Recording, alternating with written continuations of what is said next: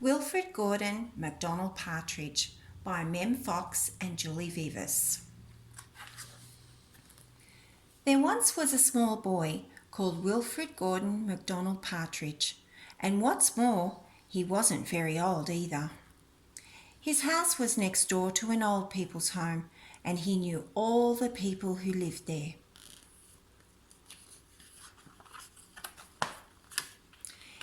He liked Mrs. Jordan, who played the organ. He listened to Mr. Hosking, who told him scary stories. He played with Mr. Tippet, who was crazy about cricket. He ran errands for Miss Mitchell, who walked with a wooden stick. He admired Mr. Drysdale, who had a voice like a giant.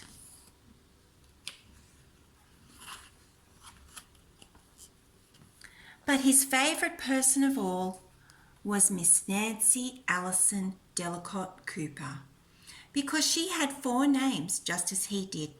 He called her Miss Nancy and told her all his secrets.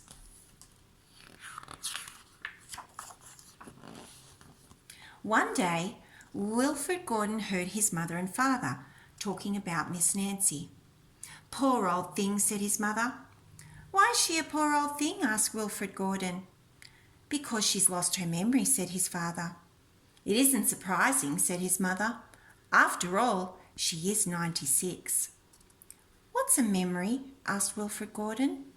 He was always asking questions. "It's something you remember," said his father. But Wilfred Gorden wanted to know more, so he called on Mrs. Jordan, who played the organ. "What's a memory?" he asked. "Something warm, my child, something warm." He called on Mr. Hosking, who told him scary stories. "What's a memory?" he asked. "Something from long ago, me lad, something from long ago."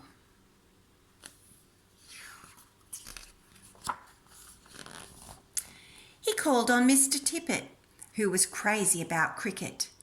"What's a memory?" he asked.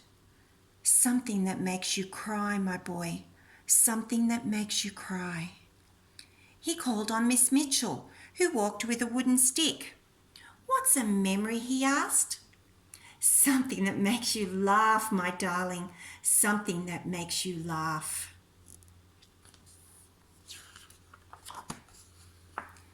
He called on Mr. Drysdale, who had a voice like a giant.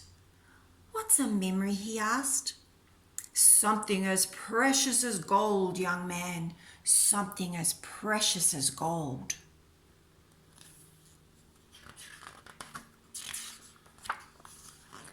So Wilfred Gorden went home again to look for memories for Miss Nancy, because she had lost her own.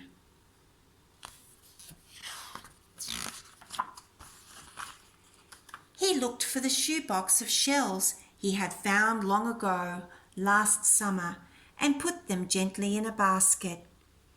He found the puppet on strings, which made everyone laugh, and he placed that in the basket too. He remembered with sadness the medal his grandfather had given him, and he laid it carefully next to the shells.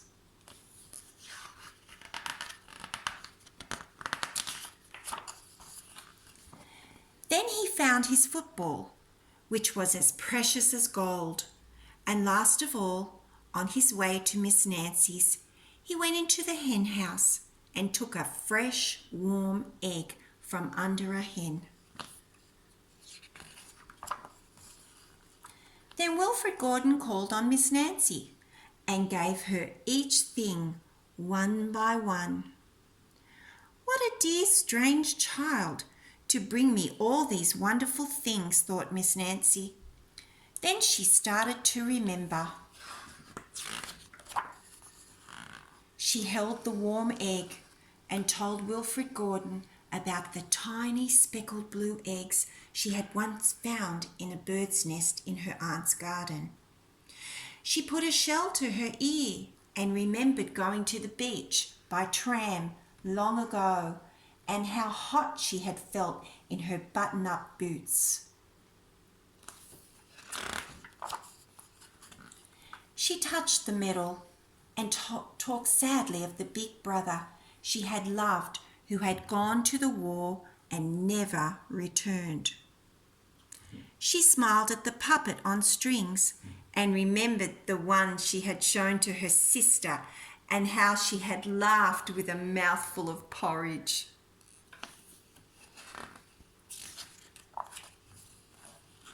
She bounced the football to Wilfred Gorden and remembered the day she had met him and all the secrets they had told.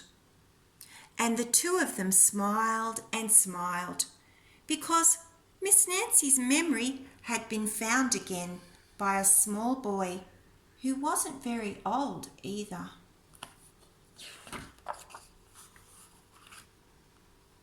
The end.